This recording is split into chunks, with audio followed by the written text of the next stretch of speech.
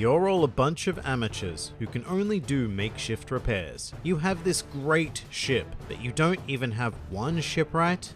Fine, I'll take care of it. Your shipwright's gonna be me.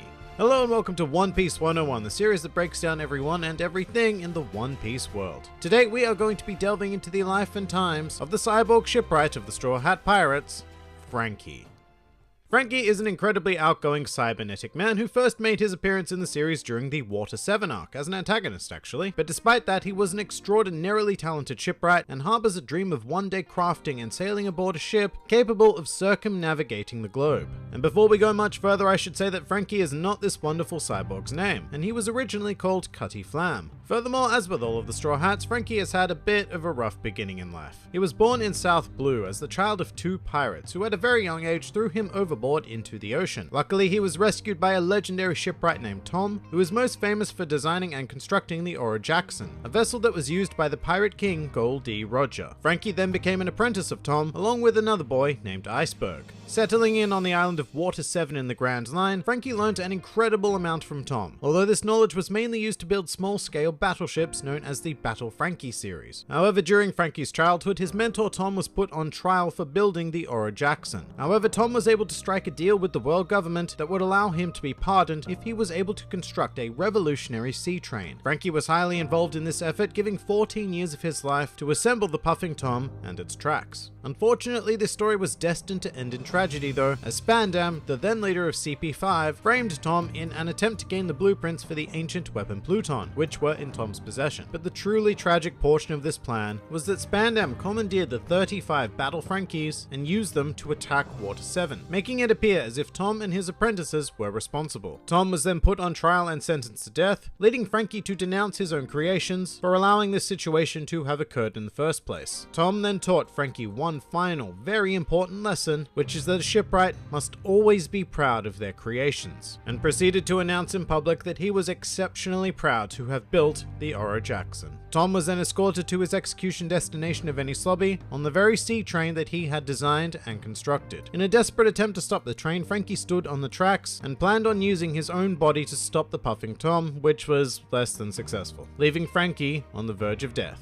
After this incident, Franky was destroyed both physically and mentally, although he was able to use his knowledge to fix his body by using some spare parts, turning himself into a cyborg in the process, as well as labeling his new body the 36 Battle Franky. This new body granted Franky superhuman strength, although rather interestingly, cola was chosen to be the power source for his bionic enhancements. However, even when running low on cola, Franky still possessed an exceptional degree of strength and durability in his new form. But Franky's drive and expertise for engineering would not allow him to simply stop there, as he was also able to modify his body to breathe fire, launch his fist connected to a chain, as well as mount a wide variety of hidden projectile weapons within himself. Furthermore, he also possessed an ultimate attack of sorts, known as the Coup de Vent, in which Franky sucks in massive amounts of air with the goal of firing a compressed blast at opponents. Presumed dead, Franky would make himself known to Iceberg 4 years after Tom was taken away for execution. During this time, Iceberg had become the mayor of Water 7 and formed an alliance with the world government. The very idea that one of Tom's former pupils could do such a thing disgusted Franky, leading the two to argue. However, eventually Iceberg presented Franky with the blueprints for Pluton, believing that they would be safer with him. Franky remained in Water 7, still guilt-stricken and blaming himself for Tom's death, but now he turned to the industry of demolition and robbery, forming a rather large back alley gang that became known as the Franky family. However, despite this fall from grace, Franky's dream remained intact, and he poured all of his ill-gotten gains into a fund to buy atom wood in order to construct his dream vessel. Now, one of the groups Franky would end up stealing from just so happened to be the Straw Hats, who had arrived on Water 7 to fix their ship. This would also result in Usopp becoming heavily injured and the Straw Hats taking revenge by destroying the Franky house, after which point Franky picked a direct fight with Luffy. So not the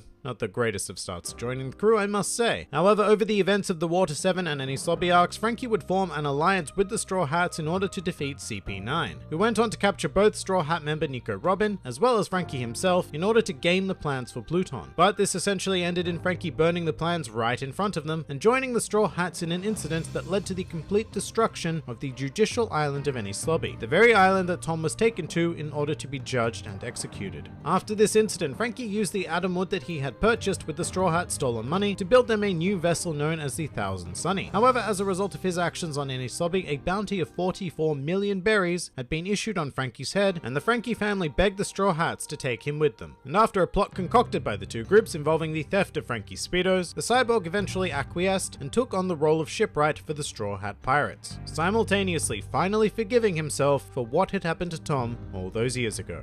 Following this, Franky's personality became noticeably more joyful and even more outgoing, if that's even possible, often reveling in his latest inventions or modifications and constantly shouting his trademark phrase, super. And purely as a result of being an awesome cyborg, Franky is exceptionally popular with the younger members of the crew, being Luffy, Usopp, and Chopper, all of whom are constantly amazed by the bizarre things that he is able to do. In contrast, the more mature members of the crew tend to simply ignore Franky's antics, particularly Nami and Robin. With that said, it needs to be noted that Franky is one of the older members of the crew, and despite his outlandish persona, he is capable of maturity worthy of his years. Those moments are just, few and far between. And so Franky traveled with the crew until they were forcibly separated by Bartholomew Kuma on Sabari Archipelago, and proceeded to find himself on Karakuri Island. No, not the disappointing one from the movie, but the real Karakuri Island, which turned out to be the birthplace of the most famous scientist in the One Piece world, Dr. Vegapunk. Upon exploring his laboratory, Franky discovered a series of old blueprints for a legion of things that Vegapunk wanted to build. Franky then proceeded to accidentally press the self-destruct button in the lab, in an event that would become known as the Nightmare of Baltimore. And having himself been caught in the explosion, all of Franky's skin was completely burnt off. However, the destruction of the laboratory led to discovering an entrance to a second lab. Franky took up residence in the lab during the 2-year time skip, using Vegapunk's research as a launching pad to build himself a new body dubbed Battle Franky 37. And by the time the Straw Hats were reunited, Franky was a completely transformed being, stronger, more durable, and now capable of firing lasers, as well as illuminating his nipples. But Franky's post-time skip functionality seems almost endless, actually. He has a body modification for seemingly every scenario, and at this point it's probably an easier question to ask ourselves exactly what Franky isn't capable of. Furthermore, he returned to the Straw Hat crew with Franky Shogun, a giant mech made of Wapo metal that can be piloted by Franky, and is even officially recognized as Battle Franky 38. And with all of these new possibilities in mind, Franky now continues his journey to achieve his dream of circumnavigating the globe on the ship that he built. Some more fun facts about Franky. The nickname Franky actually comes from Iceberg, who gave him the name because he thought Cutty Flam was far too weird a name. Franky's personality can change radically depending on which beverage is powering him at any given time. For example, when he drinks fresh juice, he becomes very concerned about health, stating that health is number one. In addition to being responsible for the Nightmare of Baltimore incident, Franky created a further incident when a tiger skin rug he was wearing over his exposed mechanical face caught fire, and he ran screaming out into the open. To bystanders, he appeared to be a blazing tiger-like entity, and this incident became known as the legend of the sacred burning beast of Baltimore.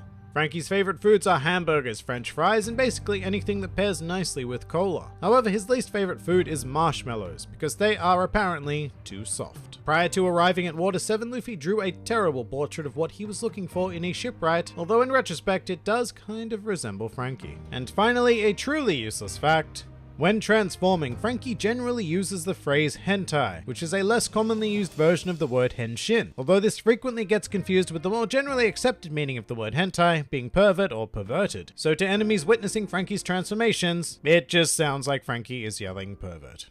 And that pretty much does it for Franky. If you enjoyed this video, then feel free to like, favorite, or subscribe, and if you are in any way keen on supporting this independent channel, then please do check out my Patreon, Discord server, or Twitter, the links to which are in the handy description below. And finally, please do comment with who, what, or where you'd like to see featured on the next One Piece 101.